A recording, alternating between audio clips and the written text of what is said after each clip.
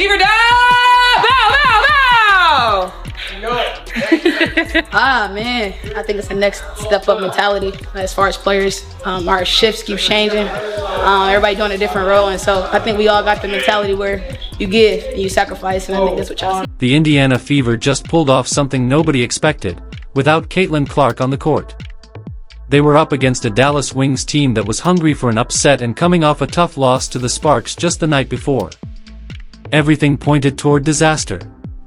A crowd of 20,049 fans showed up, anticipating the highly awaited first WNBA matchup between Clark and Paige Bueckers. But instead, they witnessed something even more extraordinary. What unfolded in those final minutes completely changed how people will view this Fever team. And what Aliyah Boston said after the game, just 6 words, perfectly summed up why this win meant everything. If you're a Fever supporter, type, "I've got the fever," in the comments below. Let's go. Yeah, I think for us it's about understanding that basketball is a game of runs, Boston said. They made their run in the third quarter, and honestly, staying composed and focusing on one possession at a time is something we've really worked on.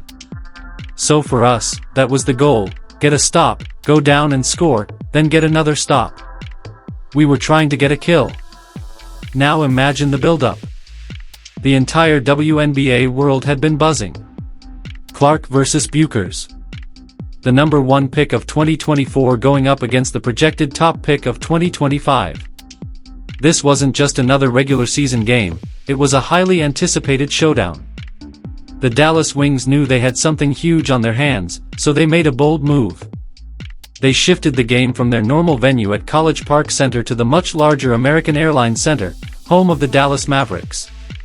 Think about that. No one moves a game to a 20,000-seat arena unless they're expecting something historic. Ticket sales exploded. Buzz built everywhere. Social media lit up. It was supposed to be the battle that shattered attendance records and proved just how far women's basketball had come.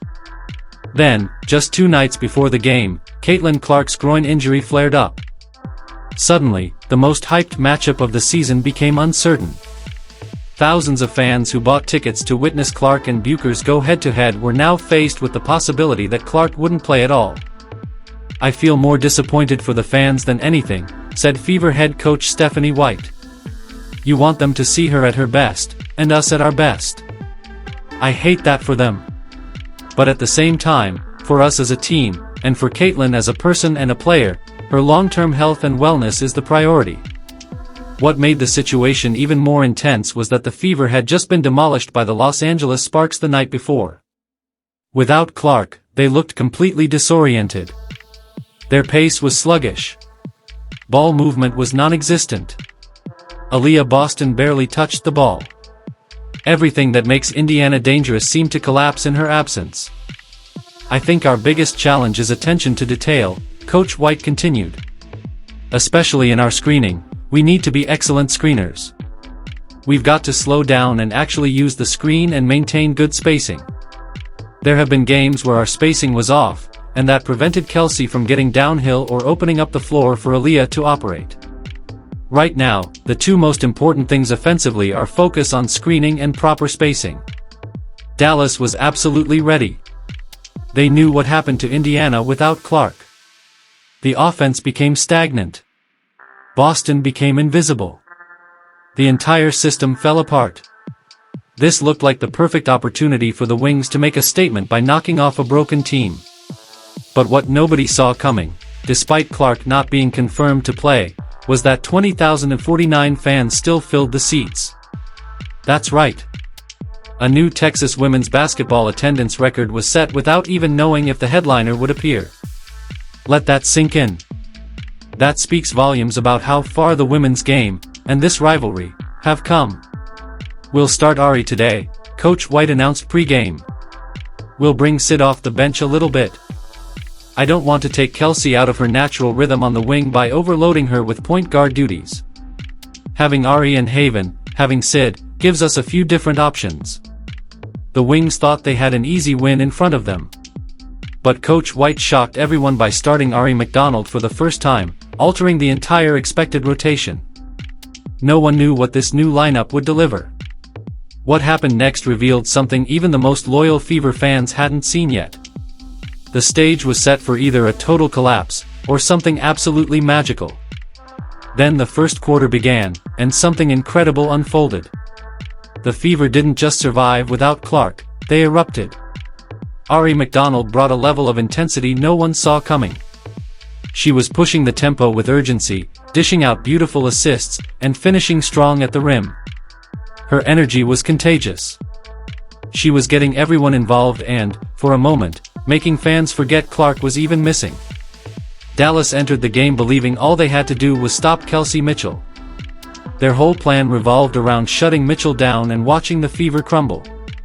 But instead, they were suddenly forced to deal with McDonald's explosive downhill game, something they hadn't prepared for.